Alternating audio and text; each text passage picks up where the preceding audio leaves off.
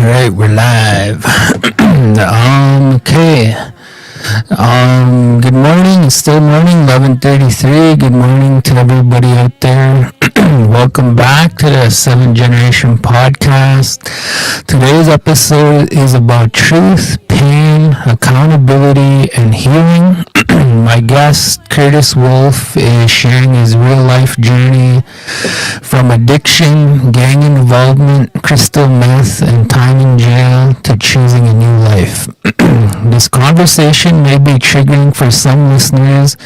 Please take care of yourself as you listen. Curtis is not here to glorify the past, but to show that no matter how far someone has fallen, change is possible. Curtis, thank you for being here and for having the courage to tell your story. I think for starters, where did you grow up and what was life like as a kid? Hello. Well, actually, all my life I've been in Onion Lake since I was growing up. Stayed with my grandparents for a while and my parents back and forth as I was growing up. So kind of knew the Christian ways. And back in the day, my parents, they were, they were in the world. They were doing the worldly things. But they're prayer warriors now, and it's all about prayer. Reason why I'm the way I am now, and it's a wake up calling,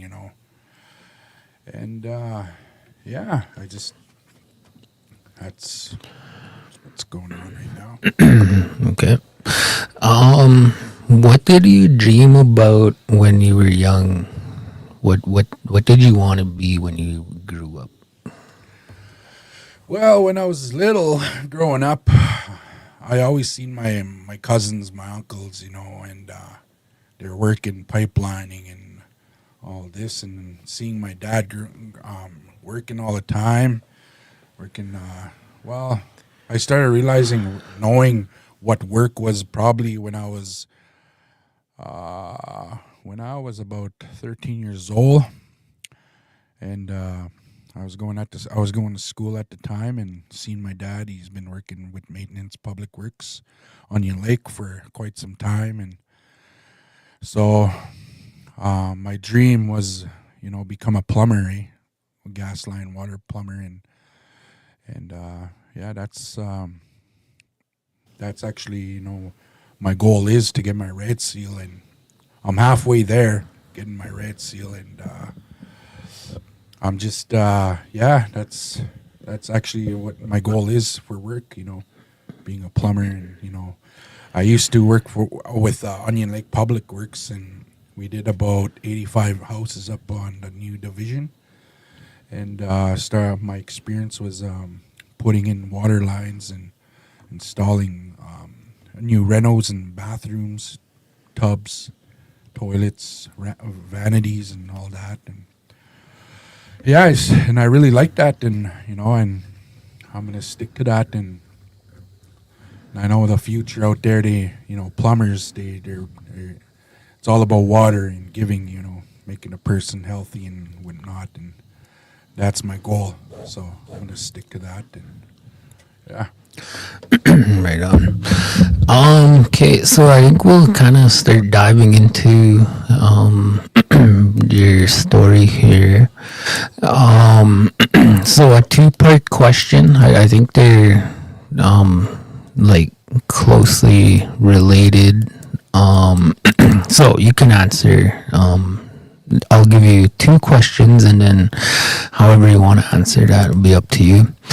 When did drugs and alcohol first enter your life? And what was going on emotionally or mentally at the time? Well, actually, growing up as a kid, I've been always in a Christian home, and as I was getting older and older, I became this person where I was watching people, I wanted to do things like that too, being that fit in with people like that, and I kind of went a different path when I got introduced to that drug, and that drug now it's a killer now today, and that's what almost took my life was crystal meth.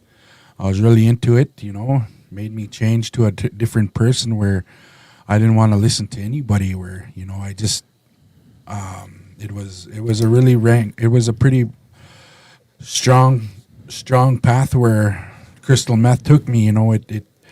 It made this person, this mind, into something what I was looking for in life. But I really thought it was life, being high with that drug. But now, being what it almost did to me, and made me think, and now it's just now I see it all over this generation now. This is what it's doing to people, and I'm glad that it didn't take me that far where I used to hear voices and see people like that, but I'm glad that I woke up from that, and I see it now, and I want to help the people, the young youth out there, and there's a lot of deaths going on in Onion Lake, and it kills my heart where I really want to encourage people, and because that drug, it makes a person know how to become this person very, very strong in evil ways. Like you know how to lie, you know how to get away with things. You run away from people. You run away from your families. It makes you this person where you don't want nothing to do with in being independent. And I see that. Sometimes I see a couple of my bros out there, and I look at them and I say, "Hey, hi, how's it going?" And they look at me and it's like they don't know me, but inside my heart, I pray for them. I ask God to, wake them up, save that person. And yeah, that's crystal meth is a killer, and that's what I want to tell the people out there. The only way you can get out of that is, by opening up to somebody you trust, and how I opened up so bad was, when I was behind bars, God came into my life. He found me in jail, and that's who I trust, and I opened up to him, and the things that I used to want it to be. Now I'm becoming, the things like my goal is being a plumber, and that's easy now. It's really easy for me to not hide from that or be scared of it. My goal is to work and support my family, my kids, and my parents. Yeah, that's about it on that part. Yeah, right on. So going back to what you touched on here, what did you think addiction would give you, and how did crystal meth change your life? Well, there's two ways in life with that drug, right? When I first tried it, I really thought it was cocaine. It was on a plate at this one party, and I got tricked, and I did a rail, and boom, it hit my nose, and made my eye cry, made my eyes cry, and then I kind of freaked out. I asked the person, "Why did it burn?" And then he's like, "Oh man," he started laughing, that's not that, it's crystal meth. And then after that, I said, "Am I gonna die from it?" I was really tripped out, right? I was scared because it's my first time. So anyways, I just kept on, and I started drinking more and more to take that scaredness away. I started drinking vodka, and it got to the point where I started liking that feeling, and then all of a sudden I stopped my drinking, and I said, "Do you have any more of that?" So I went my own path on that road,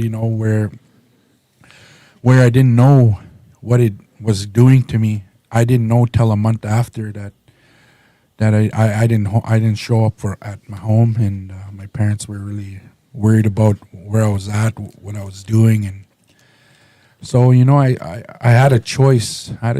Either stay high and, do the things that what crystal meth does, right?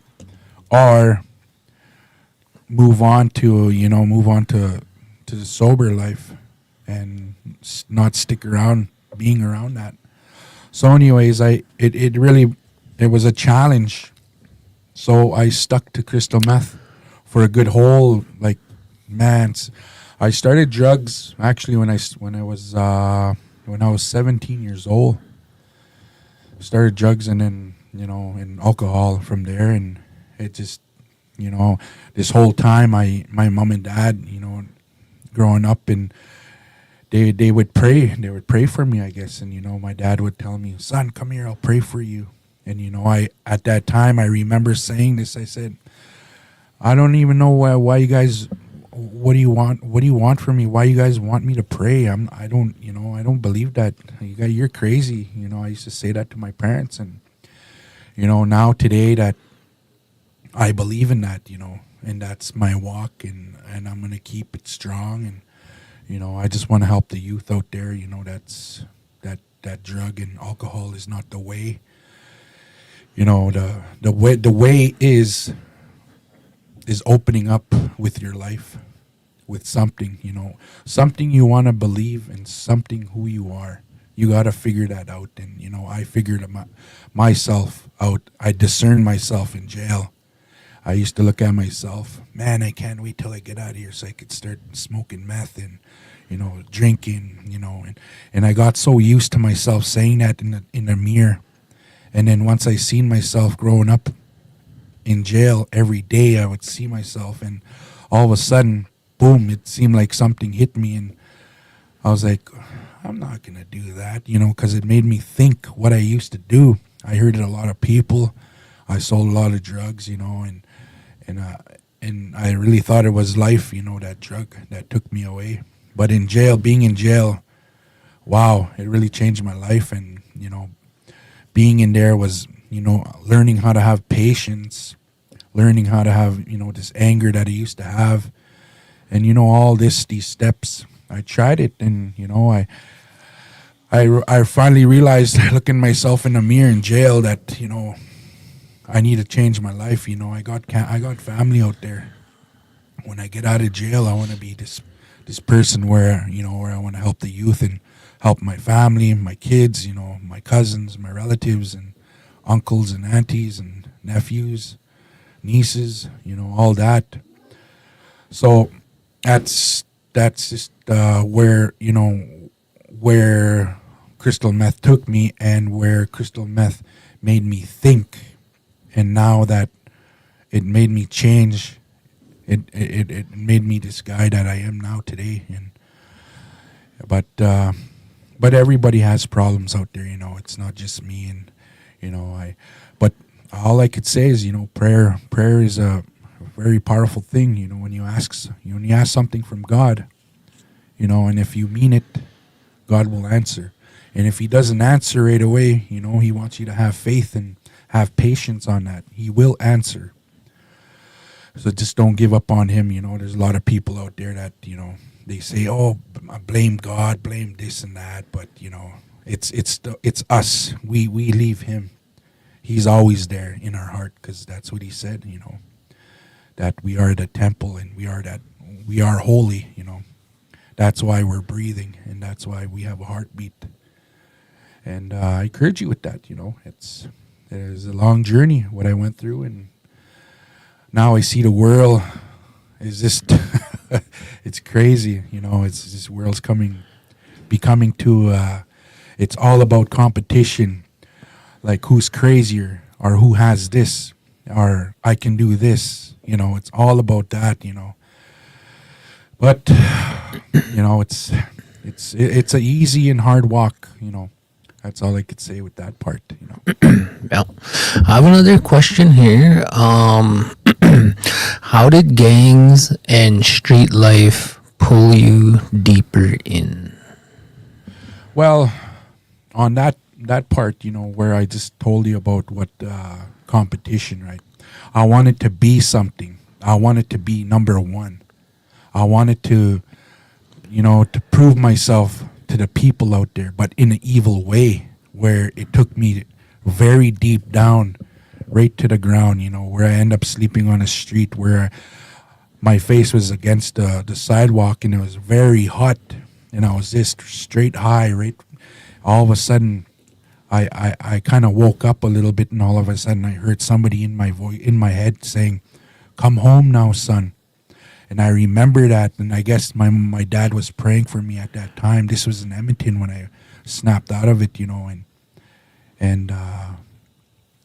as I was, doing all these evil things with these people and the money, the pride, that's what took me. It took me where, I had all these drugs, and then I had all this money, and then all these women, and they would all come in one. Having that, I don't think anybody can, can take that. It's all about pride when you have that stuff, and then it's about how strong you want to put your mind to it too. Like, even if you were sober and you had that, it would make you think, okay, I could get this and that. I can do better. I can do better than that guy. Have this, and or you can just, it will automatically still bring you down. That the gang life, where in Calgary and Edmonton, where I was, 3 years, I was that guy where I was wanting to be something. I thought that was life, having drugs in my pocket, money in my pocket, and I would still act like I was a bum on the street. I'm not saying anybody and judging anybody, but I'm just saying, like, I was down to that level where, where I couldn't.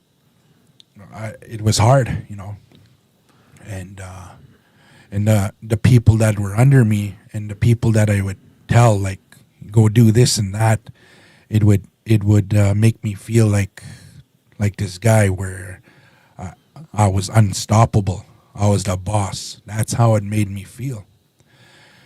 So that, out there, there is ways you can bypass all that, the gang life, the drugs, the alcohol, being sad, being suicidal.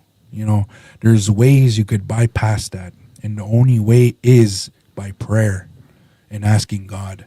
Because God said in John 14:14, you ask anything in my name and I will do it. And that's the number one, not number one, but it's in a verse, it's in the Bible. And I believe that. So, yeah, that's what being gang related in drugs and alcohol, that's what it made me think that I was unstoppable. This person I was trying to be that I wasn't. So I encourage you guys out there, that are in however you want to say it, put yourself as in the gang, or you have this and that. It's not the way to be. It's how you think and how you want to become in your situation.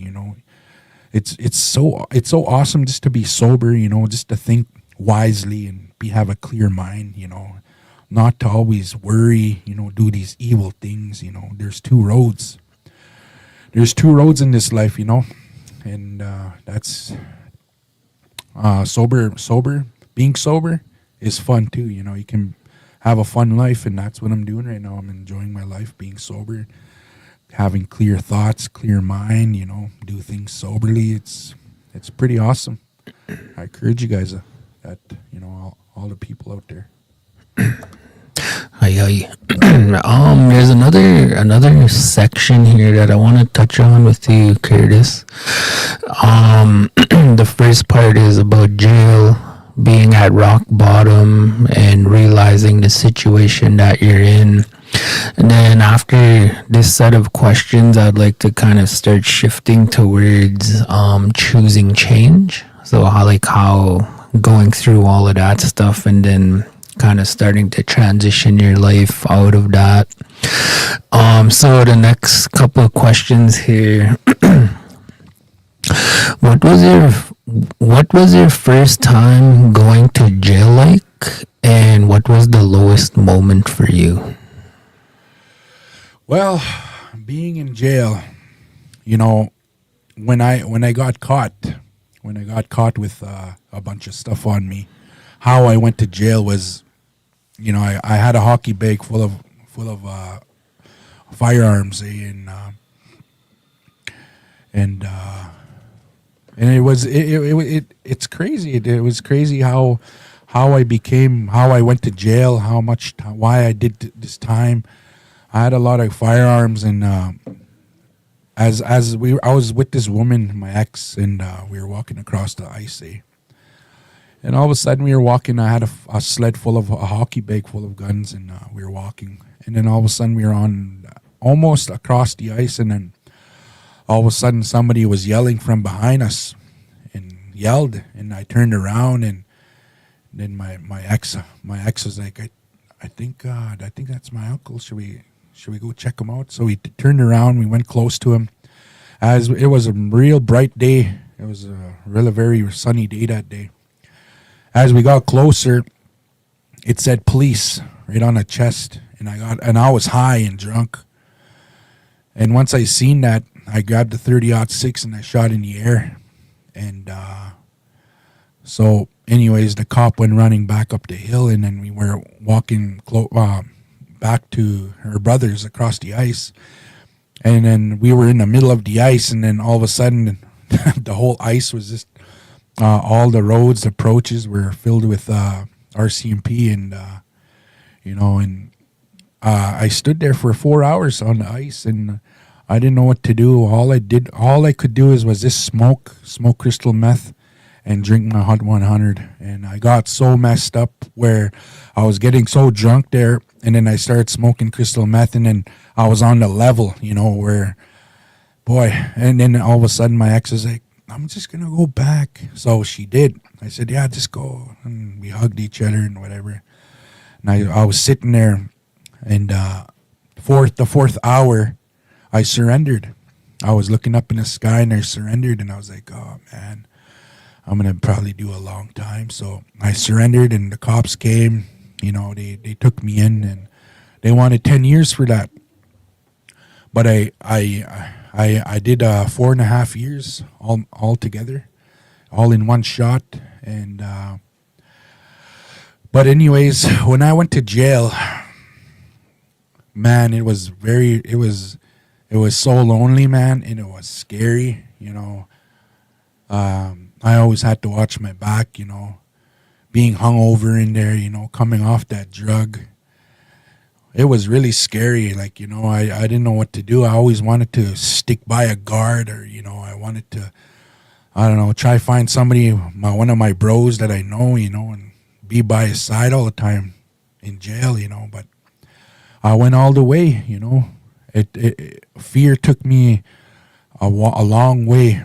And, I discerned that each day as I was doing time. I got so used to that fear, and then that fear just finally just disappeared.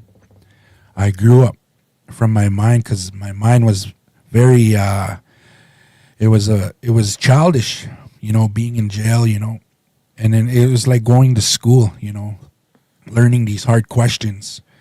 And every time you fail, or fall, you get back up and do it again. It just made me this person where, it gave me wisdom, being in jail, being in order all the time, I got so close where, I prayed all the time. And that was the most powerful thing was, was this always prayer. And that's, and then after coming out of jail, it was like, wow, it was scary. When the first day I got out, it was like I didn't know what to do. I seen all these people, even iPhones, these phones they have nowadays, and like all these new technology stuff, right? I didn't even know, and it was scary. I didn't want to be alone. Like I always had to be like, being in order is like, the guards doing counts every 4 o'clock, every 6 o'clock, every 9 o'clock. 10 o'clock, lights closed. It was always order like that with me being in jail, But being out of jail when I got out, wow, it was like, oh man, I'm free. I'm happy in a way, but I'm scared, scared to do these things. It made me strong. My mind, it made my mind, I was so grown up in there, I discerned myself. I loved myself. I just became this person where, actually, just 3 weeks ago, I was at home. I was reading my word, and then, I told my dad, and we talk every morning and do our prayer, and all of a sudden I started missing jail. Wow, man, it just made me this person where I wanted to be always in order, being on time, being clean, doing my morning prayer, like just always being in order. Just, but anyways, yeah, that's how it is, becoming this person that I am now, and even how I became the person that I got locked up. It was a challenge, and this journey that I'm walking right now, I love it, and it's strong. It's an overcoming walk. It's a battlefield every day, either being in Christ or being in the flesh. And I just I encourage you with that. Jail's not the way, though. I'm telling you. Yeah. Right on, hi. Going back to your days in jail, do you remember what was the lowest moment for you while you were in there? Well, being in there was, I didn't even know nothing. I did not know nothing. I got my diploma in jail. And I did all my tickets. I got everything there. And the lowest feeling I ever had was, it made me think. It made me think where, wow, man, like this person that I am, how can I change myself? Wow, man, I don't even have a life to live anymore. I was thinking like that in there. And like nobody cares. That's how I was thinking, And all of a sudden, boom. Now one day, I was on the top bunk. I was in the kitchen unit, and my buddy Corey McCollum always comes up to me. I say, "How's it going, bro? What are you doing? What are you thinking?" I say, "Well, I can't wait to get out of here, man. It's gonna be a long time." And then all of a sudden, I put my hands behind my head like as a pillow, like for a pillow. And I was in a corner. All of a sudden, he looks at me. He said, "Bro, look at your ear." So I looked at him. I put my finger in my ear, and all of a sudden, I seen blood coming out of my ear. And I really didn't care about myself that time. I was like, "Oh, that's nothing. I don't have no scabs or whatever." I put my finger in my ear, nothing. So I didn't think of it anything. All of a sudden, I said, "Bro, let's see. I'm gonna get off. I'm gonna watch the news." So I jumped off the bunk. I jumped off the bunk. I got off the bunk and grabbed a chair, sat in front of the TV, and my buddy was like, "Hey, bro, I'm gonna make some coffee. You wanna drink? Want a cup of coffee?" I said, No, I'm gonna watch the news." So, anyways, watching the news, and so he sat on the right side of behind me with a chair. All of a sudden, he looked at me and he said, "Bro, your ear's bleeding on the other side now." And I put my finger in there and it was bleeding. And I was like, "Why am I bleeding from my ears?" So anyways, I didn't think of it anything. Then I looked at him. And then all of a sudden, "Bro, your eyes are bleeding." I didn't have glasses back then. So I kind of wiped my eyes with my hands. And I looked. There was blood on my hands. And that's when I freaked out. I got up from my chair. And then all of a sudden, as I was breathing, every time I take a breath, it would something tack in my heart area. All of a sudden I'd try breathing bigger and bigger. It wouldn't let me. It was getting shorter. All of a sudden, boom. I don't remember. I had a heart attack. I fell, I guess, and, and I got put in PA hospital, and I had a heart attack in there, and as I woke up in PA hospital, I had all these things on my arms and these cords, and I asked the doctor. I said, "What happened?" And, well, you had a heart attack in jail, and how are you feeling? I said, "I'm feeling better. Can I get up from this bed, or can I walk around here?" So they did. They let me. There was 2 guards there. I was handcuffed to the bed, and all of a sudden I walked around there. I felt good. I wanted to just, it was like a restart in my life, my heart. So anyways, the doctor's like, "How are you feeling?" They checked my blood pressure, whatever. He said, "Oh, you're good now. Your blood pressure's good." And I said, "Well, you can go back to jail." So anyways, as I was getting ready to put the handcuffs on me, they asked me, "Is like, well, you're gonna have a couple appointments, maybe tomorrow for sure, and the next day we're gonna do some CT scans." And I said, "Okay." So I went back to jail, and as I got to jail, I called my mom and dad, and my dad picked up, and I was like, "Hey, Dad, put it on speaker.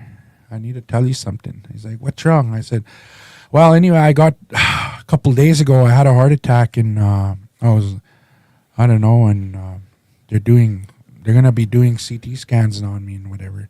My dad kind of got scared, and he's like, "How come you didn't call me? How come you didn't phone me?" I said, "I can't. Like, the jail won't let me. No contact whatsoever. Like, that's just how it was in there. I couldn't get a hold of family or whatever."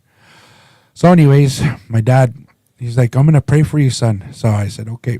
So he prayed for me, and I didn't really, really didn't care about that. After he was done praying for me, I hung up the phone, and the next day I got the appointment. I go back to the hospital, and then they're doing these CT scans on me, and this MRI or whatever, it's for the heart. They test your heart and your blood and your veins and all your organs and whatever.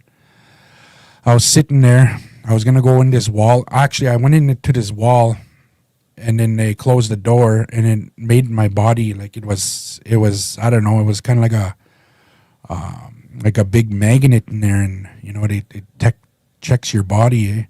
So I came out, and then all of a sudden, the nurses, our doctors, the door was open like about 3-4 inches open.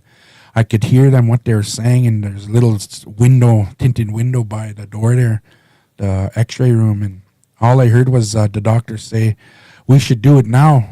We should do it now." And then the other doctor, "No, we should just give him some pills. Maybe the pills will calm it down." And I kind of got freaked out there. I was like, "Why are they saying that?" So anyways, another doctor came into the room, and he had a board, grabbed the x-rays, and then he shakes my hand. "How's it going there, Mr. Wolf?" And I said, "Oh, not too bad, feeling good." "Well, I got some bad news and some good news for you. What do you want to hear?" I said, "Well, let's hear the bad news." And he's like, "Well, Mr. Wolf, the bad news is we found why you were bleeding from your ears and your eyes. You have high blood pressure, and we found something growing in your heart. It's called an aorta-aneurysm. It's 4 centimeters big, and you have 2 more centimeters. And once it reaches to 6 centimeters, it's gonna explode, and you'll have a heart attack, and we can't do nothing about it. 85% people die from what you have," the doctor said to me. I was like, "What? Is that what's happening?" "Yes, this is your heart." He showed me an x-ray picture, and he said, "It's not well. We got to do surgery very soon. I don't know. Could be this week or a couple days." And I told him, I said, "Well, what's the good news?" "Well, the good news is that we're going to fix it. We're going to fix it, and we're going to do our best. We have 5 different professional heart surgery doctors that are going to be working on you." And so I asked him, am I going to die? And the doctor looked at me, "Well, Mr. Wolf, I can't say that. I can't say if you're going to die or if you're going to live. But all I could say that we're going to turn your heart off, and you're going to be running through a machine." So I kind of figured that was life support I'll be on for a while they work on my heart. So, and I was like really shocked, man. Like, it just shocked my whole life. And I said, "Well, why do I have this?" "Well, Mr. Wolf, do you smoke?" And I said, "Yeah." I used to be a heavy smoker, 2 packs a day. I used to smoke, and what kind of drugs do you used to smoke? And I said, my main one was crystal meth. That's number one. That's the number one killer. Yep, that's why your heart is like why it's like this, and we've got it on the right timing, and that's what's why your heart's growing and it won't heal. And he was telling me all these symptoms about crystal meth. What it like if you have a cut and you're smoking crystal meth, and then you put ointment on or wrap it up trying to heal it, it won't heal. It'll keep opening. It'll keep eating your skin. That's what's going on with your heart. It's growing, and you have 2 centimeters left, and we're gonna do surgery right away. I don't know if we're gonna do open surgery or go through your veins, but anyways, as he told me all the information, what's going on with me, I kind of like figure I was really scared. I was like, how come I'm not feeling anything in my heart? It feels like I'm okay. Doctor said, well, that's just how it is. You know, it's you're not well, but you won't feel it till it really happens. Like what you had a heart attack. That's, you know, you were feeling okay, and then all of a sudden, boom, you had a heart attack. That's just how it is. So anyways, I went back to jail. I called my mom and dad again. I said, Dad, I just came from my appointment. They found a bunch of stuff. Reason why this is happening with my heart is because crystal meth. Remember when I used to do that? Crystal meth all the time. I always called my dad when I was high, you know, I always talked to him, and then he was like, yeah. I said, yeah, that's why my heart is like that, you know, it's growing. And then all of a sudden I hear my mom in the background there. It's like started praying, and my dad started praying again. And then at the time I didn't really, you know, put my mind to that. I didn't believe that. So he was done. I was like, Mom, Dad, I need you guys to be at the PA in Victoria hospital. I think that's what it's called, that hospital in PA. And they're going to be doing surgery. I mean, in Saskatoon, they're going to be doing surgery in Saskatoon, 5 a.m. So anyways, my dad prayed, and I hung up the phone after a while. I was done praying. And that night, Wednesday night, when I was on my bed, and it was almost night, the lights close at 10, right? So anyways, I was sitting there, and I looked up in the ceiling, and I said, okay, God, I'm going to ask you something. That's what I said, said. And then all of a sudden, this something hit me, like this doubt. Then I just didn't finish my prayer. I just went to sleep like that. So anyways, 5 o'clock come, a guard woke me up, grabs my feet and shakes me. And he said, Mr. Wolf, your ride's here. We're taking you to Saskatoon for surgery. I said, okay. So I got ready. All of a sudden, they handcuffed me with change and whatever, put me in a vehicle, and I went to Saskatoon. Once I got to Saskatoon, I went downstairs, and then all these 5 doctors were surrounded the bed already. They're all ready for me. And once I walked in that room, wow, it was very scary, man. I felt this fear where, you know, a lot of people died on that bed where I was going to lay. That's what I felt. And then the doctor's like, take your clothes off and put on this nightgown. And so that's what I did, right? I put on this thing, and I sat on the bed, laid down. And then as like 5 minutes after, this doctor was using a marker, marked me across my chest, my belly going down, and then across my chest area, like it was a cross. They're gonna do open surgery. So, and then anyways, I was laying there. The first doctor did a ultrasound on my heart where they're gonna cut, right? Do an ultrasound, and it really hurts what they were doing, pushing hard against my heart, right? And then the second doctor did the same thing. It just took like almost all day. And anyways, the third doctor did the same thing, and the fourth doctor. So the fourth doctor, he was like, I looked at him, and he was sweaty. His face was this sweaty, and I asked him, are you okay? And then all of a sudden he looks at me, just hold on. He grabs the phone, and he phones a doctor or somebody who he was talking to.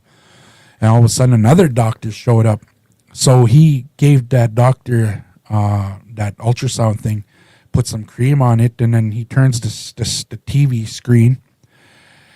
And then he was looking at the pictures and whatever, the x-ray pictures. And then all of a sudden, he's like, the fifth doctor, he was like, where's the x-ray pictures from PA? Those first pictures we took. So the doctor's like, well, let's get them faxed, PA faxed to Saskatoon through the fax machine. So anyways, at that time, I waited for 15 minutes. And then all of a sudden, I looked at the guard. There was 2 guards by the door area. And then I asked the doctor again. I said, Doctor, am I going to die today? And the doctor looked at me. Well, Mr. Wolf, I can't really say. I told you, I said, we're going to do our best. We're going to do our best to work on you. And I looked at him. I felt something as he said that. It was like not a for sure thing I was going to live. So anyways, I looked at the guard, and the guard looked at me, and he had a tear coming down. He was crying, but he was holding it. His name was Mike. He was a guard from PA. And he was my friend, right? I always talked to him and make jokes and whatever. And he started having a tear. I seen that from the reflection of the light. And then I felt this fear. I was like, oh man, I'm going to die today. So I was really scared at that moment. My mom and dad weren't there. And, nobody was there. Nobody. It was just like going to something, like a meeting. And you didn't know these people that are going to be talking to you. That's how I felt, like real lonely, scared, fear, nobody around. So anyways, I looked up in the ceiling, and then right there it came to me, my mom and dad, that prayer. And all of a sudden I was like, okay, God, this is where I'm going to ask you. I want to see if this God that my mom and dad pray, I want to see if you're real. I want to see if this is for real. So I said, God, I surrender.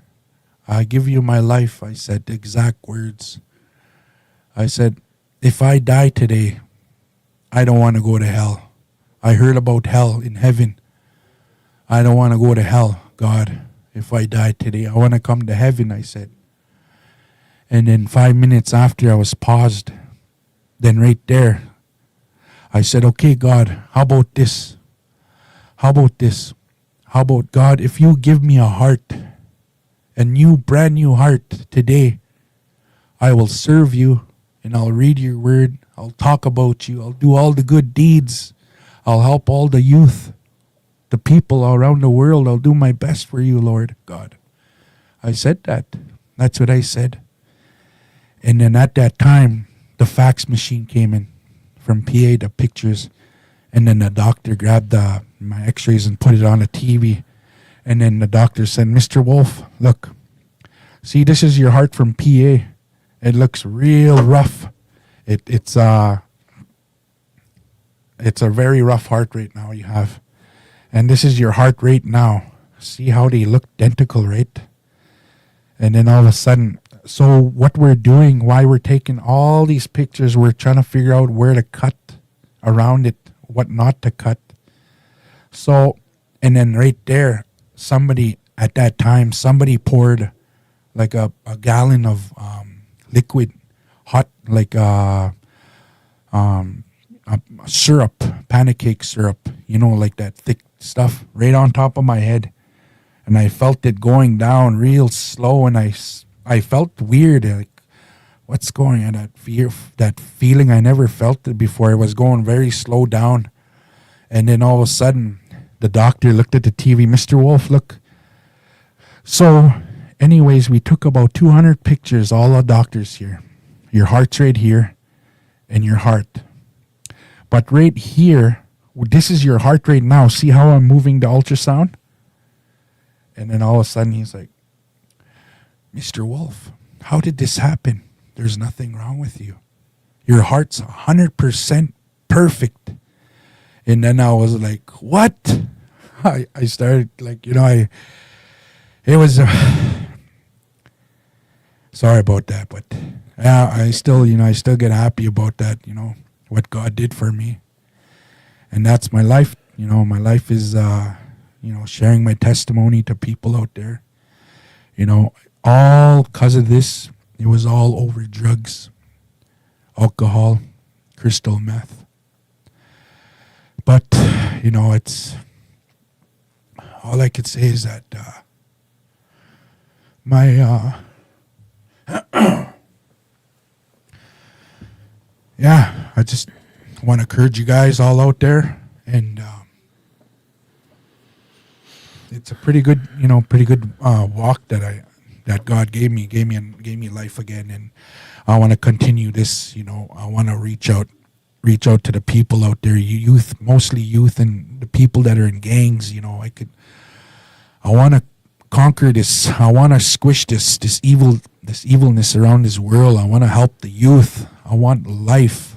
I want to give life. I want to show it. And that's the only way, there's two ways. There's two roads in this life we have, either hell or heaven. But I'm just saying, I'm not here to judge. I love all of you guys. And that one, and then, when I was done getting healed from the hospital, I went back to jail. So I asked God when I was in the unit, I said, how do I become this Christian? How do I pray? And then you know what I seen, where all the catalogs were, catalog books, I seen a Bible in a corner. All of a sudden I went and picked it up. It was a Bible, an old Bible. So I was like, okay, this is your Bible, God. Well, how should I do it? So I opened it up, and it took me to Genesis, And Genesis, all the way right through Revelation, I read it all. It took about a month, doing the whole Bible, And once I was done the Bible, I thought to myself, okay, God, I'm done the Bible. What do I do? Is that it? So I kind of really thought about everything I read. It talks about this guy Jesus, this guy God.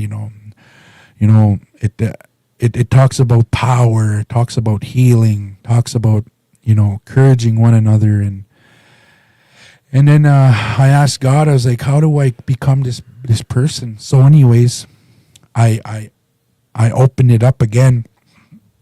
And it took me to John 14:14, that one verse I said today. Ask anything in my name and I will do it. That's what I did on that surgery bed. I asked God, and God answered me. He gave me a new heart, The things in the Bible are real, You just when you read the Bible, you don't just read it. You knowledge it. You find it what it means, and it will speak to you. Like, this overcoming word, that's a real powerful word, overcome it. So, and then I open it up again in Romans 12:27. Don't be overcome by evil, but overcome evil with good. Wow, that just spoke to me right there. Like, back in the day, it used to, my bros, the drugs, alcohol used to just overcome me.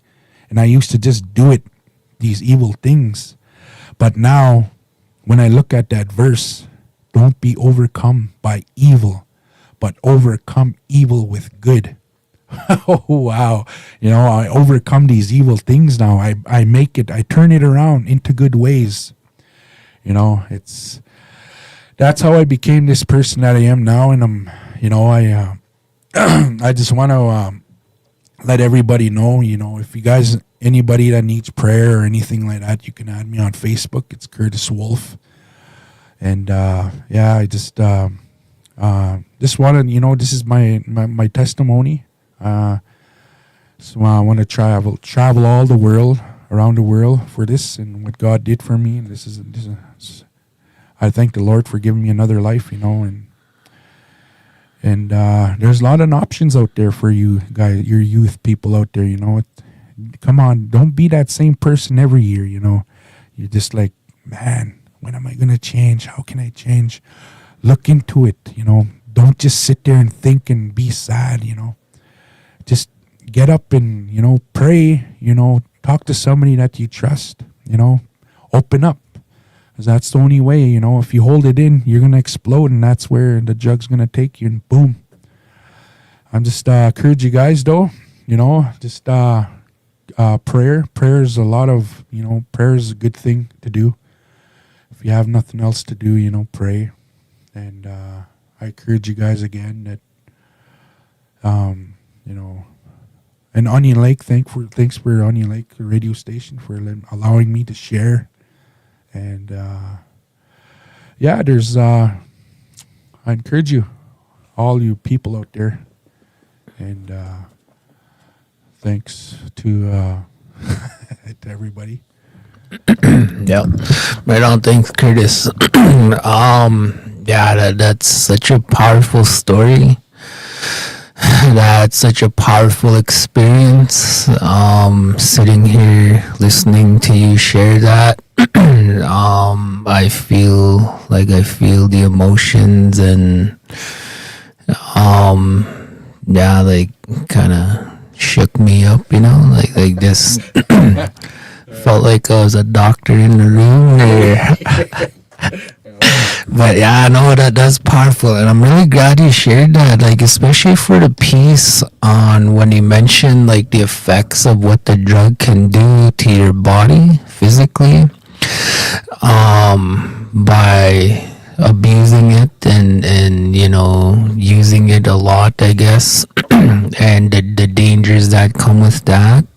I think that's important to highlight for people out there that don't know about it. The effects of it, I think we're all impacted in one way or another by that lifestyle here in the reserve, in the community. And just listening to your story, it makes my mind think about just the impacts. We hear it a lot of times. People talk about intergenerational trauma and how the things that happen to our Mushums and Gugums and our Japans, and how that affects us, the next generation. So I just kind of connected something in my mind there, and the situation a lot of our young people are in regarding that, our generation. But I have a few more questions here, Curtis, if you don't mind. Going back to the being in jail and rock bottom, what did you finally realize about yourself?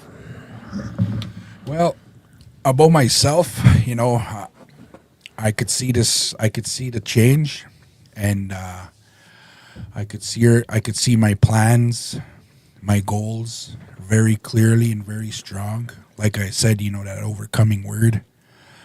That just explains everything, overcome it. If you overcome it, there's a blessing beyond that. So it's when I look in the mirror now and I look at myself, I don't even have to think about anything, because the plan is right there already. It's been happening. It's happening. And, I'm actually living this plan that how I want it to be, I just see it, because I can't even think about the past no more, these cravings or whatever, all this and that. It just makes me this person where I know that I'm not saying I'm better than anybody or higher. I'm in the same level as everyone around this world. But I'm just saying, I could see things clearly now. I know that I'm changed, and I actually trust myself, with the people that are around me and who are going to be around me. I trust myself with that. And, there's a big change in my life. There's no doubt to it. It's just having that faith, and I want to keep continuing with it, and it's a big thing. It's a big step, It's a big step, It's like I said earlier, it's how you want to become and what yourself and what you believe. And I believed in myself the whole time. I didn't even know that. So this life term that I'm going to be going on, I see myself. Doing big things, doing things that I can conquer. I could smash this big block. That's how I feel. That's how I have this state of mind where I can just conquer it, conquer these things. The evilness, the evil ways. I could have my yeses be yeses and my noes be noes. I could say no to drugs. I could say yes to help.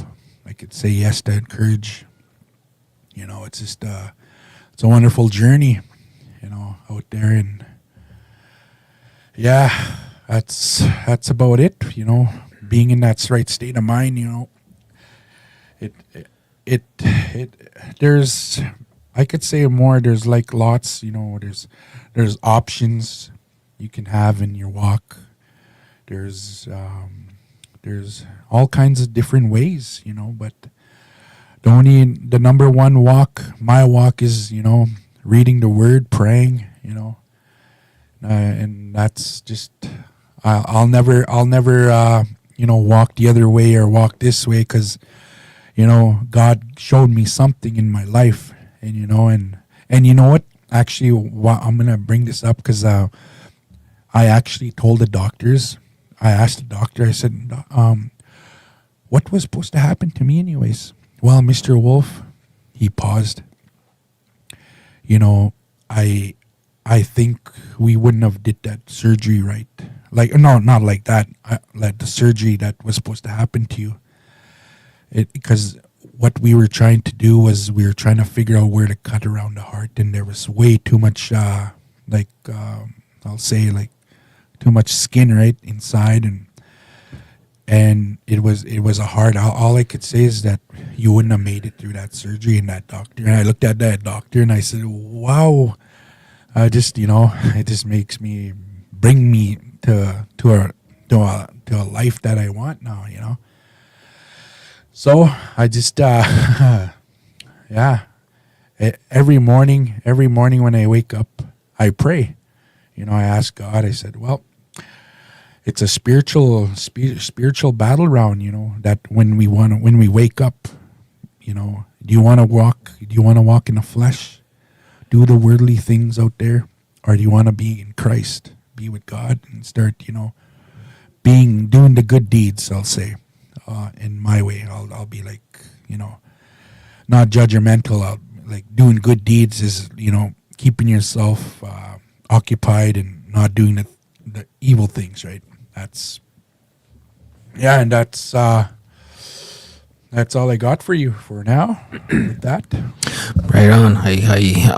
One more question, two more questions. This one before we sign off. Again, thanks for coming to share your story. I know I just kind of bumped into you out in the hallway, and it kind of just happened. We didn't plan to do this, and I know it can be hard coming to do something like this, go online and share your story for anybody and everybody, including myself. It's not easy doing this too for me. But yeah, I'm really thankful and grateful that us bumping into each other happened, and you're willing to do this. But ending off, what does being a new man mean to you, and what gives you purpose today? well, being a new man today is, like I said, I don't have to worry. I don't have to look behind my back no more. I can wave at the RCMP. I don't have to hide anymore. It's all about, the right state of mind and the right choices that you make with your life. And how I'm putting it is, it's I could say it was a very, very hard road, very hard journey. But at the end, wow, it's like, I'm glad I went through this. I'm glad I did all this. I'm glad I did it all, so I learned from my mistakes. I won't do it again, right? So I just putting it off what you said was, it's like when you order something from the restaurant, and you want what you want on your menu, and then you're eating it, and all of a sudden you're done it and you're full. Wow, that's good. That's the kind of feeling you should have every day. Make sure you're fed. Make sure you know what you're doing. Make sure you know what to say. Watch what you hear. Watch what you feel. Watch what you touch. Watch what you put yourself at. Ask the Creator to protect you. To watch over you. And it's my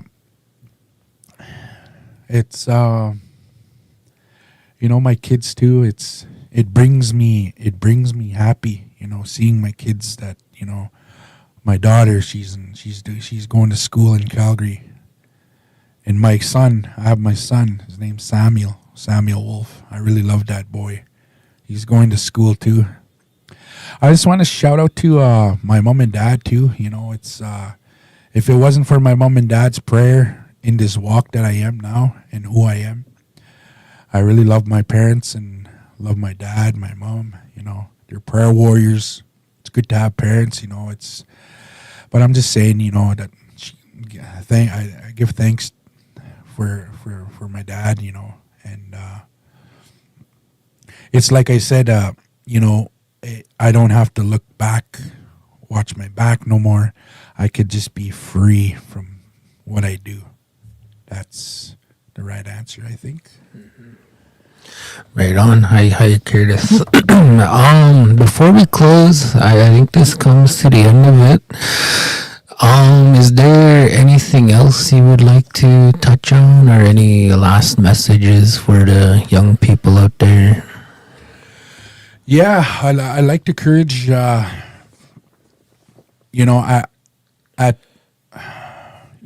I was that bad guy, when I was high, when I used to get high, this crystal meth, I used to, even just a little piece I had in my pocket, I used to think I was the best guy ever.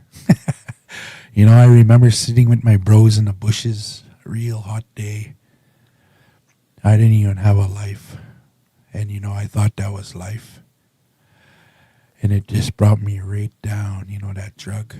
It just brought me right, very lonely. It just, wow. I just want to encourage you guys, the youth out there, drugs is not the way. Drugs is not the way, and alcohol too. There's ways. Come on. We all have to wake up, and smell the coffee in the morning.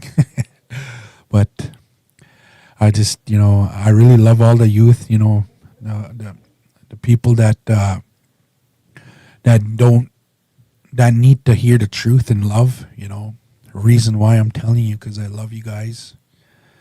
If I didn't tell the truth, it wouldn't be nothing. It would be just all talk, fake, It's like, I just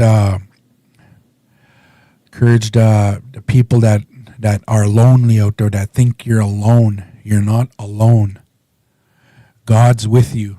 God's by you.